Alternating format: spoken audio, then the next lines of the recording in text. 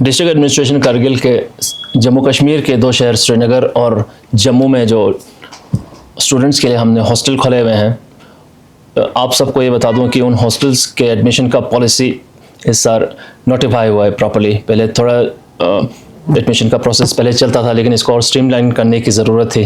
वो हमने इस बार करके दिखाया हुआ है। हिल काउंसिल कारगिल ने हमारा जो पॉलिसी था उसका अलग से फॉर्मुलेशन हुआ है, थोड़ी अमेंडमेंट्स हुई थी।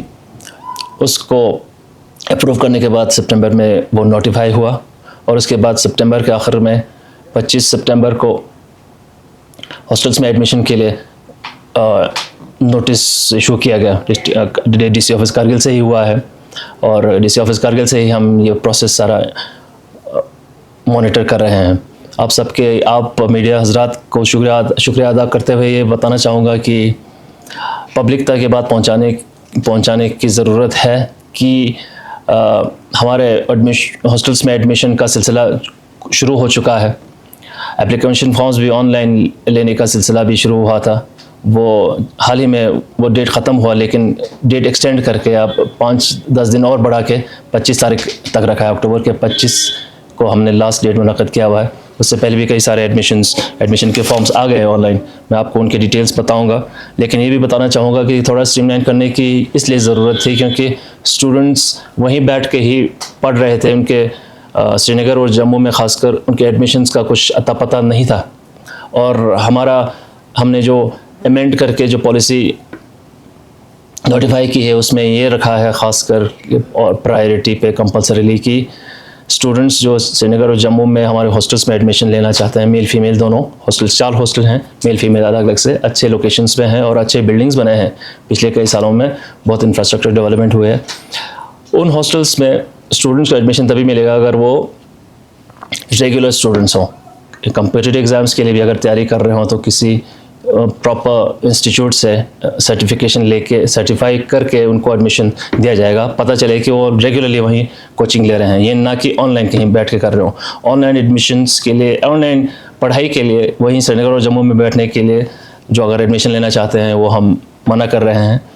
किसी यूनिवर्सिटी में अगर एडमिशन लेके बैठे हों, PhD के भी हों, अंडर ग्रेजुएट पोस्ट ग्रेजुएशन के कोर्सेज परसू कर रहे हों, तो उन यूनिवर्सिटीज़ और कॉलेजेस से सर्टिफिकेशन होना ज़रूरी है कि उस स्टूडेंट को उसको यूनिवर्सिटी या कॉलेज में उस इंस्टीट्यूशन में एडमिशन नहीं मिला इसलिए क्योंकि एक तो सीट्स अवेलेबल नहीं है या हॉस्टल फैसिलिटी है ही नहीं। उन सर्टिफिकेट्स को देख के हमारी कमेटी फिर डिसाइड करेगी कि वो कौन एंट्रेंस का जो एग्ज़ाम होगा उसके परफॉर्मेंस के बेसिस पे और ज़रूरत के हिसाब से उनको एडमिशन दिया जाए कि नहीं। और ऐसा भी होना चाहिए कि आगे जाके हम ये भी देख रहे हैं कि उनके परफॉर्मेंस को भी हम रेगुलरली मॉनिटर करते रहें। ऐसा भी ज़रूरी है कि वो पास होते जाएं हर एग्ज़ाम में और कोई बैकलॉग ना हो। बैकलॉग भी हो तो उसका रीज़न बताया जाए। अगर किसी मेडिकल इशू के या कोई और इमरजेंसी की वजह से अगर कहीं कोई पास नहीं हुआ, कोई पेपर रह गया हो। अदरवाइज़ अगर रेगुलरली पास नहीं हो रहे हो, फेल होते जा रहे हो, तो शायद एडमिशन कैंसिल भी करना पड़ेगा क्योंकि हमें औरों को भी मौका देना पड़ता है। तो बहुत सारी ऐसी चीज़ें हैं जो इम्प्रूव करने की कोशिश की जाएगी और इस सिस्टम को इम्प्रूव करने की कोशिश और भी आगे भी रहेगी क्योंकि डायनेमिक सा सिस्टम है। मगर हमारा इरादा ये है कि हमारे हॉस्टल्स श्रीनगर और जम्मू में जितने भी हैं वहाँ से अच्छे स्टूडेंट्स, अच्छे प्रोडक्ट निकलें। अब मैं आपको बता दूं, इंफ्रास्ट्रक्चर डेवलपमेंट के अलावा जो बिल्डिंग्स के अंदर हॉस्टल्स में जो मैनेजमेंट है वो बढ़िया है। हॉस्टल वार्डन्स बहुत एक्टिवली काम कर रहे हैं और उनके काम को, फंक्शनिंग को रेगुलरली डीसी साहब खुद मॉनिटर करते हैं। हमें भी काम दिए गए हैं बहुत सारी चीज़ें और हमारे nodal officer, accounts officer Zakir साहब वो भी यहीं तशरीफ़ फरमाए, उनकी भी मॉनिटरिंग होती जाती है। कोशिश ये रहती है कि स्टूडेंट्स ठीक से पढ़ें और उनके परफॉर्मेंसेस बहुत अच्छे हों, अच्छे इंसान बन के उभरें और जहाँ भी जिस फील्ड में वो कोई पैशन अपना परस्यू कर रहे हैं उसमें है कामयाबी हासिल करके निकलें। हम तो चाहते हैं सिविल सर्वेंट्स और साइंटिस्ट और पता नहीं क्या क्या अच्छे स्पोर्ट्समैन और हर शोबे में जिस चीज़ में एक्सेलेंस की ज़रूरत है उसमें उभर के आएँ और हमारे कारगिल के जो हॉस्टल्स हैं वो एक मिसाल बन के कायम हो।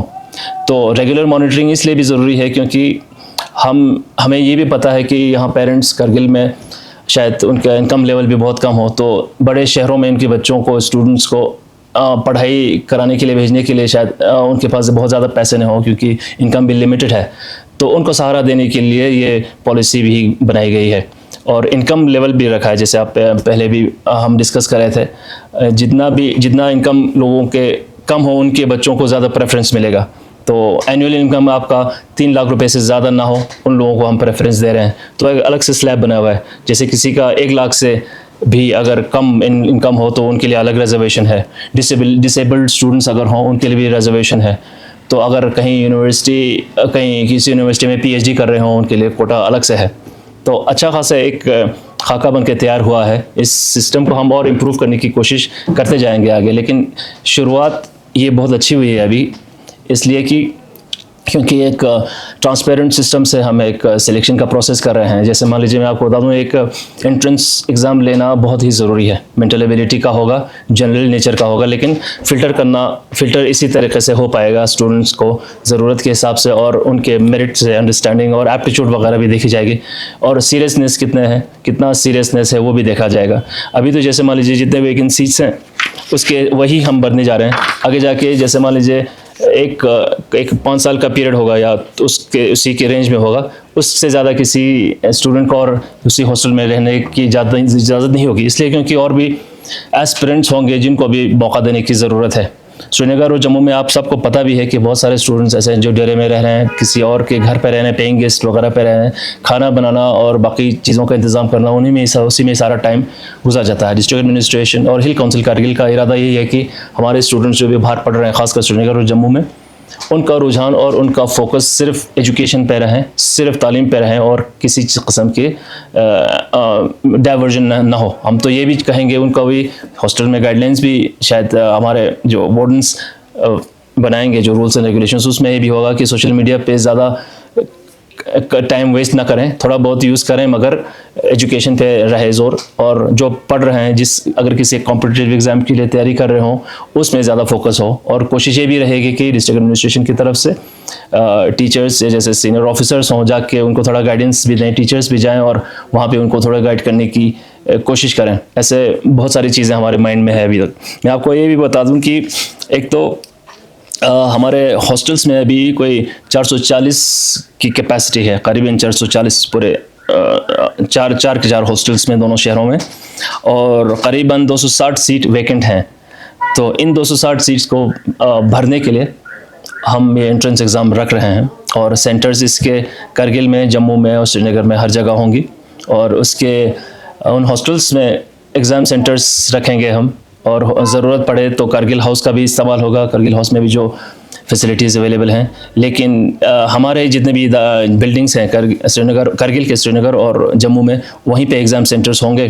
कोशिश ये होगी अगर उससे भी अगर ज़्यादा ज़रूरत पड़े तो district administration Srinagar, district administration Jammu से भी हम रिक्वेस्ट करें कि हमें स्पेस दिया जाए, और शायद एग्ज़ाम कंडक्ट करने के लिए भी स्टाफ की ज़रूरत होगी, तब भी उसके लिए भी मदद मांग सकते हैं। मगर फ़िलहाल कोशिश यही होगी तो हमारे अपने जो बिल्डिंग्स हैं उनमें ही ट्रांसपेरेंट तरीके से एग्ज़ाम कंडक्ट हो, OMR शीट्स पे एग्ज़ाम दें, और इस एग्ज़ाम को कंडक्ट करने की ज़िम्मेवारी भी हमने DECC को सौंप दिया है।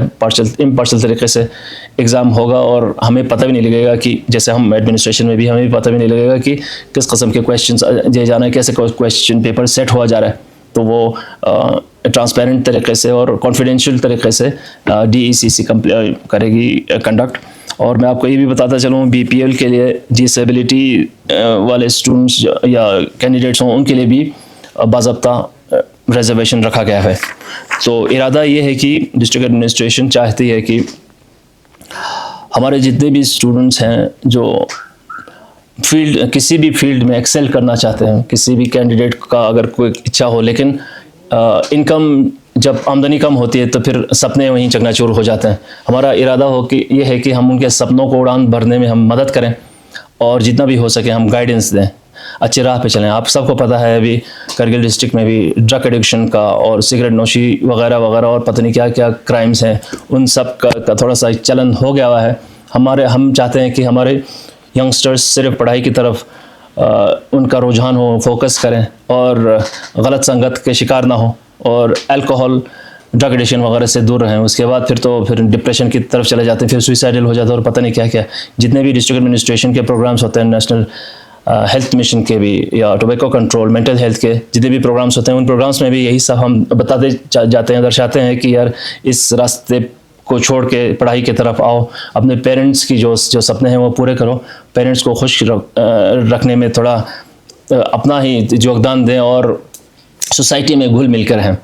तो एजुकेशन ही एक चीज़ है जो हमें जहालत से निकालने एक रास्ता इख्तियार करने में मजबूर कर देगी और हमें अपना जो करियर होता है, जो करियर ग्रोथ या प्रोग्रेशन का या करियर पाथ होता है, वो एक बनाने में हमें मदद दे। डिस्ट्रिक्ट एडमिनिस्ट्रेशन का, LHD सी कारगिल का खासकर हमेशा योगदान रहा है कि एजुकेशन में ही हमारे स्टूडेंट्स को, कैंडिडेट्स, बच्चों को आगे बढ़ने में हम सहारा दें और जितना भी हो सके उनको अपने क़ुव्वत को, अपना जो हिडन पोटेंशियल होता है वो बाहर लाने में एक मदद करें, थोड़ा ये चैनलाइज, उनके एनर्जीज चैनलाइज हो जाए। आप सबको पता है कि हमारे स्टूडेंट्स पूरे हिंदुस्तान के हर कोने में हॉस्टल्स में रह रहे हैं और यूनिवर्सिटी में पढ़ भी रहे हैं, बाहर भी रह रहे हैं, मगर एक्सेल भी होके आ रहे हैं। और आपको पता भी ये भी है कि district administration Kargil recruitment board के एग्ज़ाम्स भी कर रहे हैं, जो डिस्ट्रिक्ट कैडर के पोस्ट हैं वो भी भरे जाएंगे। हमारे जो हॉस्टल्स में स्टूडेंट्स रह रहे हैं वो भी इन पोस्ट के लिए शायद भर चुके होंगे, वो भी इनके लिए कॉम्पीट करें और शायद कामयाबी हासिल करें। इससे बड़ी खुशी की बात और कोई नहीं हो सकती। आप लोग हमारे साथ आज लोग शामिल हुए आज के दिन, उसके लिए शुक्रिया अदा करता हूं। और कोशिश यही होगी, उम्मीद भी यही होगी कि आपके ज़रिए तमाम आवाम को पता चले कारगिल के कि कारगिल एडमिनिस्ट्रेशन ने श्रीनगर और जम्मू में बॉयज़ हॉस्टल्स, गर्ल्स हॉस्टल्स खोले हुए हैं और उनके एडमिशन का प्रोसेस शुरू हो चुका है और जल्द ही हम एग्ज़ाम्स कंडक्ट करते हैं, वो सारे करके एग्ज़ाम्स कंडक्ट करके वो फिर सीट्स सारे फिल करेंगे। उसके बाद फिर हमारी मॉनिटरिंग भी जारी रहेगी। हम सरप्राइज इंस्पेक्शंस तो करते ही रहते हैं, आप भी करते रहते हैं, लेकिन रेगुलरली मॉनिटर करते हैं कि वार्डन्स किस तरह पेश आ रहे हैं और स्टूडेंट्स में इनडिसिप्लिन ना हो, स्टूडेंट्स की कोई इशू हो तो रहने सहने में या पढ़ाई में वो भी एड्रेस करें, लेकिन स्मूथली इन हॉस्टल्स को मैनेज करने में हम योगदान कंप्लीट दे दें और एक सुपरवाइजरी रोल अदा करें। बहुत बहुत शुक्रिया। बच्चों के लिए मैं नए हॉस्टल की बात नहीं कर रहा हूँ, जो एग्जिस्टिंग हॉस्टल है जी हुसैन साहब, श्रीनगर गर्ल्स, जी बॉयज़, बिल्कुल, क्या फैसिलिटीज़ जो है प्रोवाइड कर रखी हैं?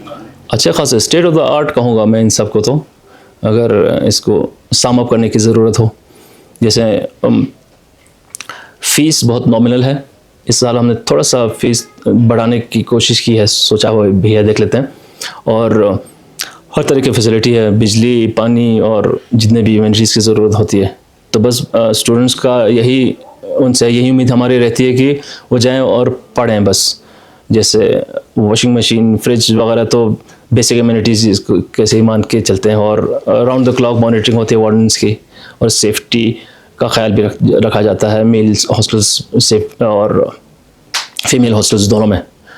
तो पूरे अवाम के लिए विन विन सिचुएशन है। फैसिलिटीज़ के हिसाब से तो बहुत अच्छे कॉलेजेस, अच्छे यूनिवर्सिटीज़ के जो इंस्टीट्यूशंस होते हैं उनके इसका मुकाबला ही कर पाएंगे। उस तरह डिस्ट्रिक्ट एडमिनिस्ट्रेशन कारगिल ने कई सालों से एक एक मिसाल कायम करके दिखाया हुआ है। जी, बहुत सारे स्टूडेंट्स ने रिक्वेस्ट की है सर रिक्रूटमेंट एग्जामिनेशन को लेकर, जी डिस्ट्रिक्ट एडमिनिस्ट्रेशन से रिक्वेस्ट बिल्कुल, कहा कि इनका स्टेटस क्या होगा, कब तक एक्सपेक्टेड इनके एग्जामिनेशन जो है। कोशिश तो हमारी यही है, फ़िलहाल डेलिब्रेशंस भी चल रहे हैं। नवंबर में किसी दिन अगर हो जाए, मौसम के हाल का भी तकाजा है, वो उसको भी मद्देनज़र रखना ज़रूरी है।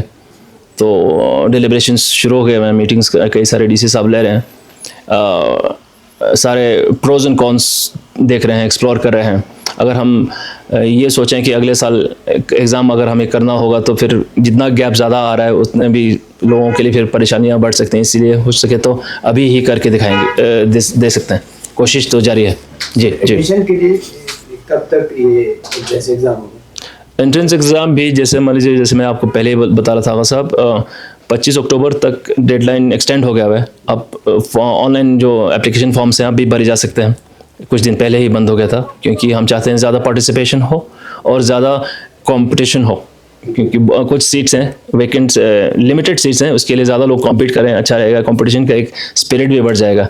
और उसके अलावा मैं ये बता दूं कि आपको शायद हम कोशिश करें नवंबर में ही बहुत जल्द एंट्रेंस एग्ज़ाम करें और उसके रिज़ल्ट जल्दी डिक्लेयर करें ताकि लोग हॉस्टल में बैठ के पढ़ना शुरू कर दें। बाकी फॉर्मेलिटीज़ भी होते हैं हॉस्टल में जो एडमिशन के लिए, जो वार्डन्स कर लेंगे अपने, लेकिन जल्दी से जल्दी होगी और हमारा एक प्रायोरिटी जैसा एक सिस्टम बन गया हुआ है। जी।